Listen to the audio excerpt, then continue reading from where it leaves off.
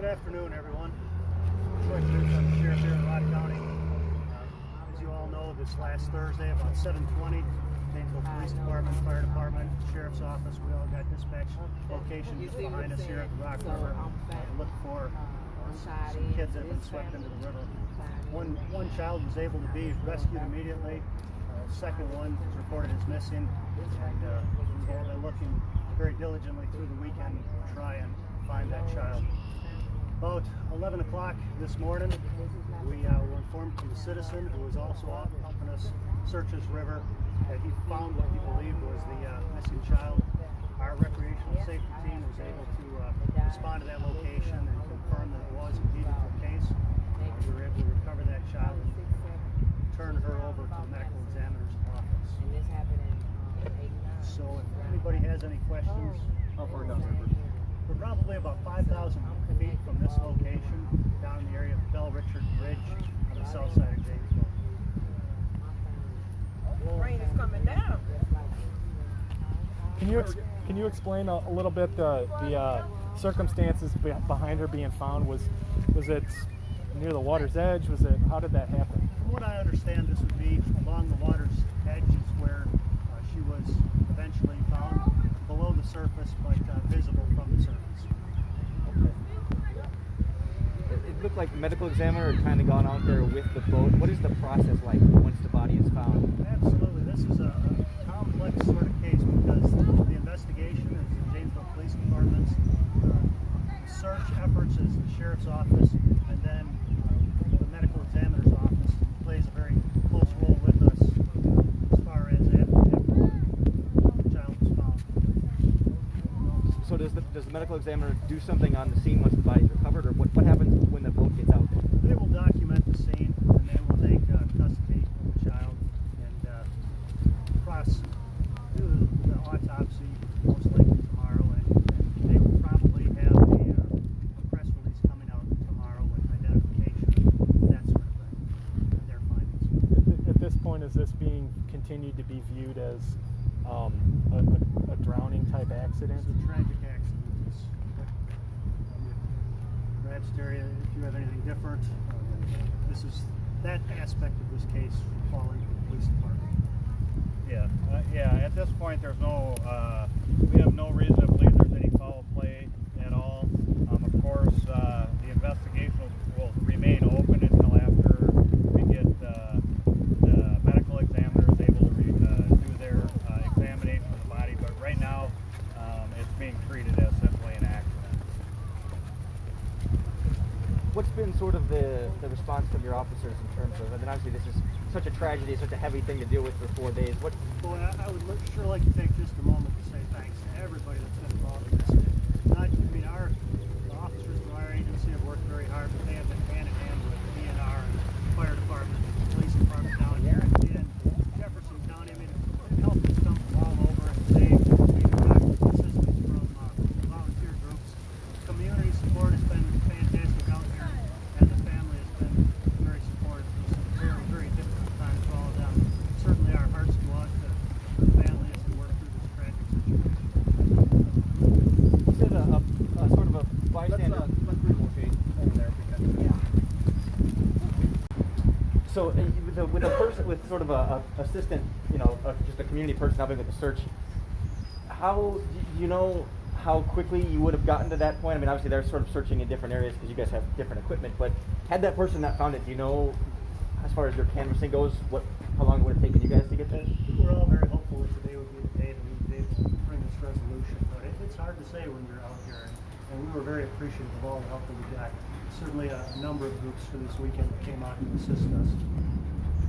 To be clear, this was a person who had volunteered to search, who had done the spotting, who had discovered it near the. This was a subject that showed up here this morning. I believe he had a kayak and he was working the edge very closely, which that type of boat lends itself well to get into some of those areas that are a little more difficult to get to with larger equipment.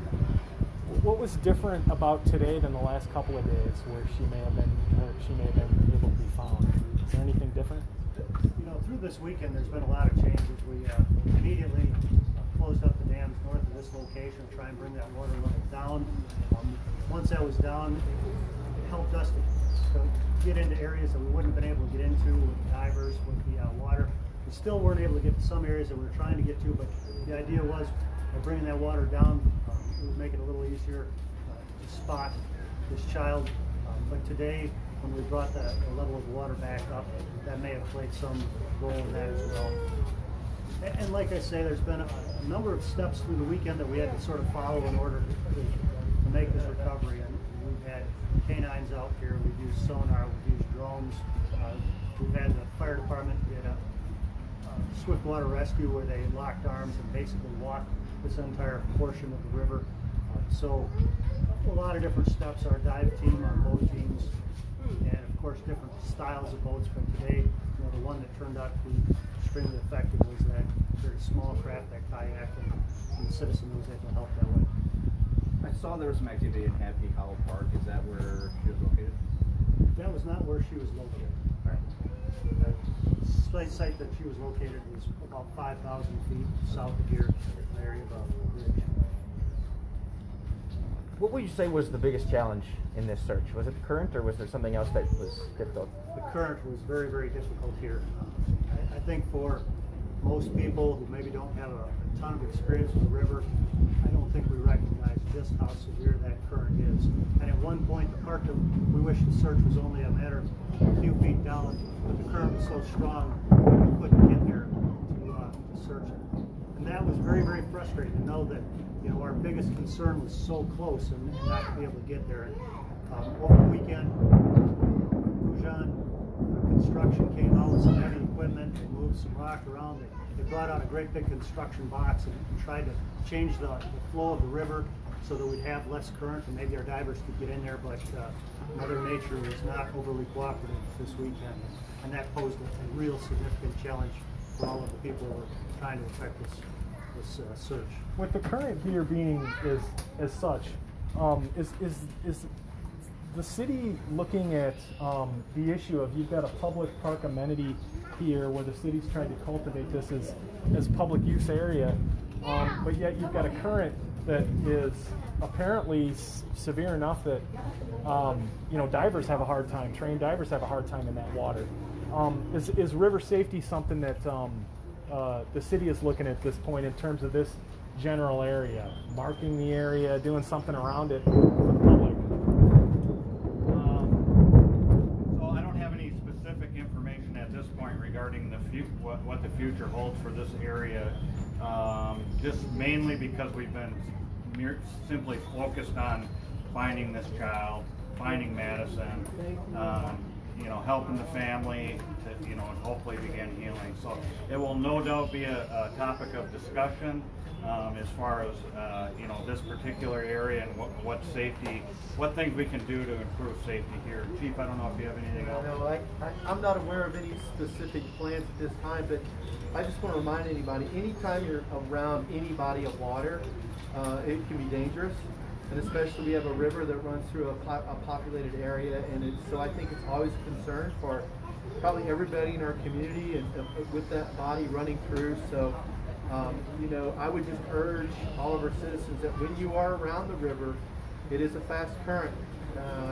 You think you're on firm footing, you could lose your footing and get drawn into the water, and it could be difficult for you to get out. So, just want to be mindful that pay attention around this body of water. From a safety perspective, once that sort of thing happens, like once somebody slips in, is there anything that you could do? If there was a life preserver, would that have made a difference, or could anything else have made a difference once you're sort of in the current that, in the future at a different location or something could be a more safe option? I mean, obviously, if a bystander could have had something that floated, maybe could have thrown, it could make a difference. Any flotation device is surely an option if they're present. In terms of where she was found along the river, it seems like once you get a little bit farther downstream, it widens and gets a little bit stronger. Was there some concern that if she had gotten past that point or much farther, that it could have gone a lot farther and made the search more difficult? Well, that's just it. I went out this morning and I went on our boat team and we went down. I said, take me as far south as we can go. And we got down to Floyd Township, and it's just a ton of water between here and there. There's so many places to surf. We worked concerned that, if she wasn't found here, that one could travel a long ways on this river and very, very difficult to find in the world. Do you have an estimation of like how many man hours were used or how many even hours you guys are on the water? I was just curious. There will certainly be some debriefing that will need to occur after this is all over. Right now, we have focused all of our energy and effort on being out on that water, and now we'll start to compile, how much time and what sort of assets and resources we're putting to use here. That'll probably come later. This is by no means, does anybody want to say anything, anyone from the family wish to say anything? But if you come up to it.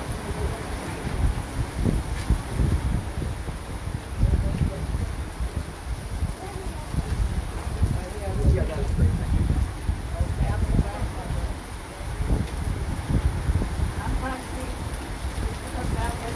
Mom.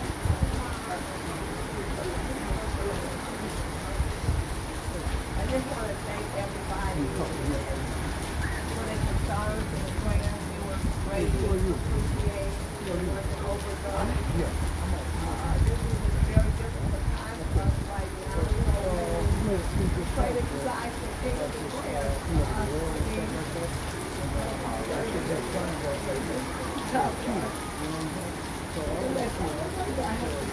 Just want to say thank you. You guys were open and beyond. And Wisconsin police officers, the divers, the fire department, everyone, even the citizens, the community, showed up and showed us so much love. It was just so appreciated and so overwhelming. They kept us all together and we felt all the prayers, and we just thank everyone and keep us in prayer. We're going to continue to need prayer, and we just thank everybody. Thank God first and foremost, and everyone else. Thank you all so much. God bless.